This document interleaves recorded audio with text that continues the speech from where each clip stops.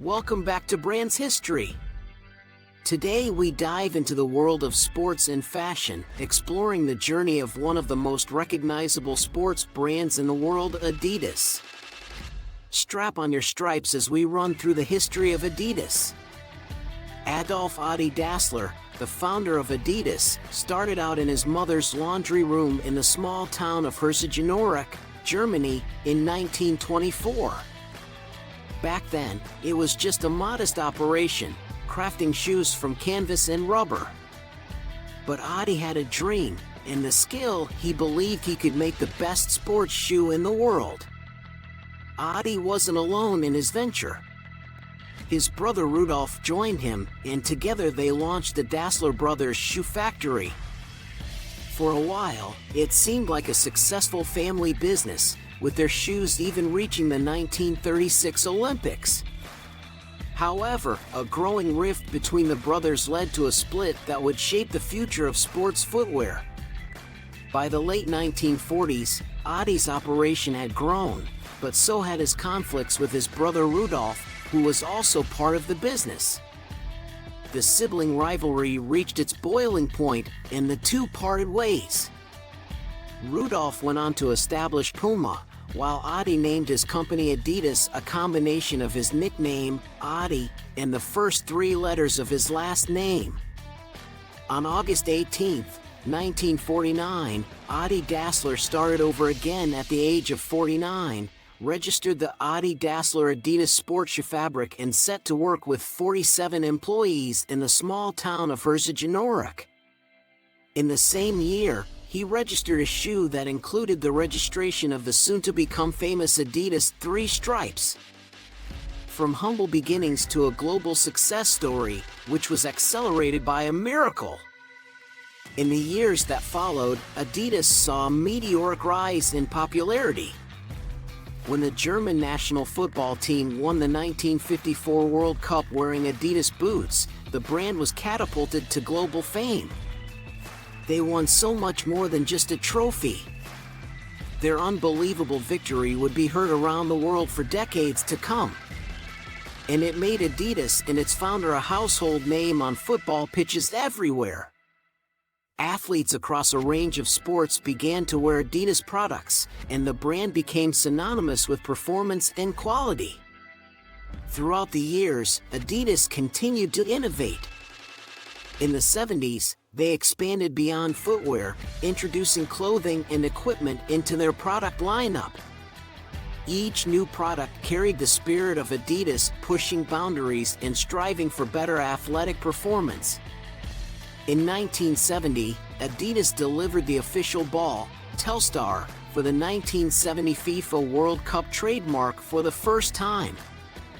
As the name Telstar already tells, the ball was designed to improve visibility on black and white television. It was the beginning of a wonderful partnership, with Adidas providing the official match ball for every FIFA World Cup trademark that followed. In 1972, the world turned to Germany when the Olympic Games opened in Munich. Just in time for the event, Adidas presented a new logo that was here to stay, the trefoil. Then, symbolizing performance. Today, the Adidas Originals collection stands for lifestyle and street. Times may change, but trefoiled quality will always remain. From Herzogenaurach to the world, the three stripes kept expanding to more and more sports throughout the years. This is reflected in the broad range of athletes who trust Adidas to make them better, besides the usual suspects such as the world's best football players, like the Argentinian national team. Outdoor icon Reinhold Messner climbed mountains in Adidas shoes, and gymnast Nadia Comaneci scored a perfect 10 repeatedly. Adi Dassler died on September 6, shortly before his 78th birthday. The man who almost single-handedly redefined the sporting goods industry and lifted the benchmark by a mile left behind a flourishing company. The end of one Dassler era became the start of another. Adi's wife Kathy, with support from her son Horst, took over. Adidas' influence goes beyond sports. It has made a significant impact on music, street, and pop culture. When US-based hip-hop group Run DMC released My Adidas, it was about setting the record straight about hard-working people in troubled neighborhoods and pure enthusiasm about their sneakers. Adidas itself only found out about this love story when the band held up the three-striped shoes during a concert in front of 40,000 fans. One of these concertgoers was an Adidas employee. The song became a hit, and Run DMC and Adidas unexpected and unique partners. This merge of art and sports not only set the everlasting street fashion trend off, but also marked the birth of non-athletic promotions in the sporting goods industry. In 1993, Robert Louis Dreyfus, the new CEO, made an almost impossible job seem easy. Together with his partner Christian Torres, he understood that the almost bankrupt Adidas did not need to be reinvented, it simply needed a new direction. He turned the sleeping giant from a sales to a marketing-driven company and steered Adidas back on the growth path. In 1995, 6 years after becoming a corporation, Adidas went public, and its new marketing slogan could not sum it up better: "We knew then, we know now."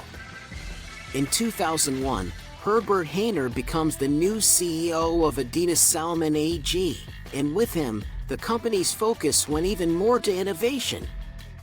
Climacool, 2002, Adizero, 2004, and the F50 football boot, which launched just in time for the 2006 FIFA World Cup trademark in Germany, became market hits, as did the new CEO. Herbert Hainer will lead the company from one record to the next.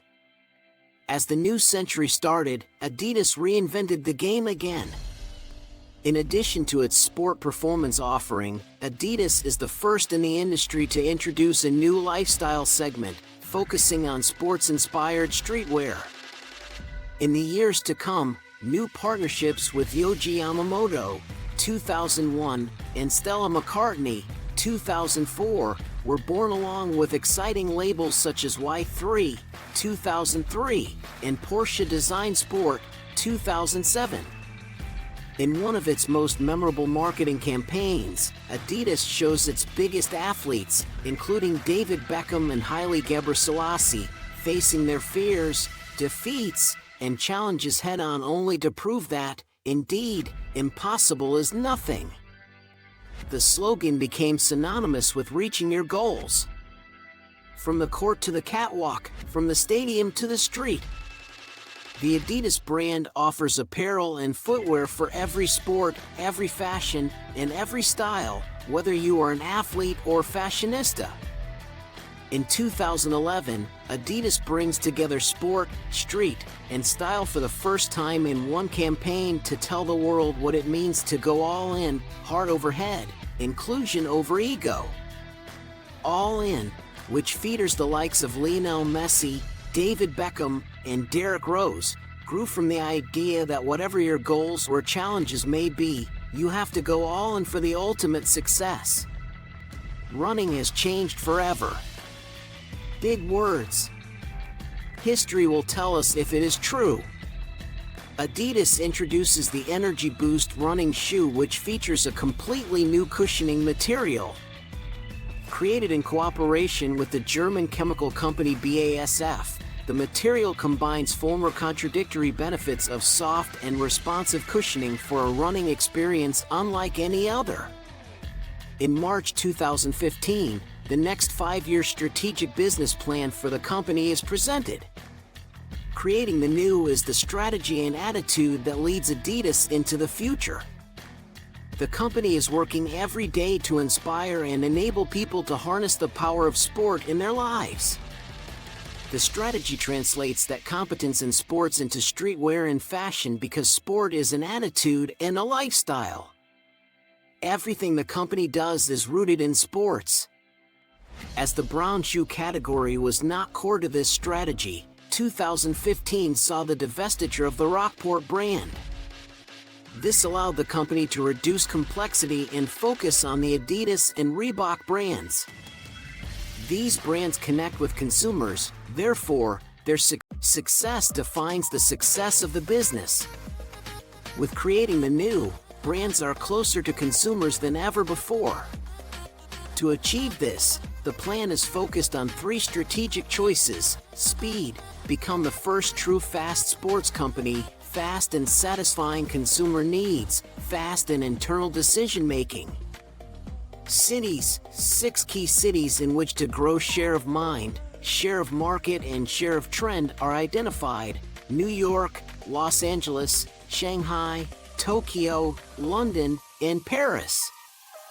Open source: be the first sports company that invites athletes, consumers, and partners to be part of the brands. After 15 years, Herbert Hainer passes the CEO baton to Kasper Rorsted in October 2016. Transitioning to Adidas after leading the German consumer goods company Henkel for 8 years, the Dane is well received among employees, media, and investors alike. As fashion and sportswear industries continue to revolutionize with health and fitness merging into a lifestyle concept, Rorsted begins to steer the company to new successes in a digital era, building on creating the new. In 2019, Adidas celebrates the opening of its new office building Arena, finalizing the expansion of the company's headquarters, the World of Sports, in Herzogenaurach, Germany. Now, for the first time ever, all 5,400 Herzo-based employees are located on one campus in an environment that fully embraces the company's unique company culture. The globally applied My Arena workplace concept is fully integrated, offering activity-based working spaces with a focus on flexibility and communication. Assigned desks are a thing of the past, and employees can choose from a variety of different rooms and spaces dependent on their needs, from casual encounters to formal meeting rooms and areas for individual focus. 2021 marks the release of Adidas' next 5-year strategic cycle. Own the Game puts the consumer clearly at the center of everything, acknowledging the role they have in shaping industry trends. They strive to live active and healthy lives. They wish to blend sport and lifestyle. They are digital by default and sustainable by conviction. Own the Game will capture these consumer-driven opportunities and carve out new ones for their benefit. The successful delivery of this strategy will enhance brand credibility, elevate consumer experience, and push the boundaries of sustainability. In 2022, Gucci and Adidas Originals confirm that they are joining forces in a new collaboration, Adidas x Gucci, combining the heritage and the creative codes of both brands. The first collection debuts on the runway, featuring a kaleidoscope of color and merging the iconic trefoil and Gucci emblems. In 2023, Adidas welcomes Bjorn Gulden, its new CEO and member of the executive board. As a former professional football and handball player with almost 30 years of experience in the sporting goods and footwear industry, Bjorn brings with him a wealth of knowledge in sport and retail. Bjorn previously worked as Senior Vice President of Apparel and Accessories from 1992 to 1999 and returns to the Three Stripes to take the company into a new era. Today, Adidas stands as a global leader in the sportswear industry. But they aren't resting on their laurels. With a commitment to sustainability, innovation, and inclusivity, Adidas continues to inspire, innovate, and shape the future of sports and style. So, there you have it, the remarkable journey of Adidas from a small German town to the global stage. A tale of ambition, innovation, and resilience. Stay tuned for more engaging brand histories. Don't forget to like, share, and subscribe. Until next time, this is Brands History signing off.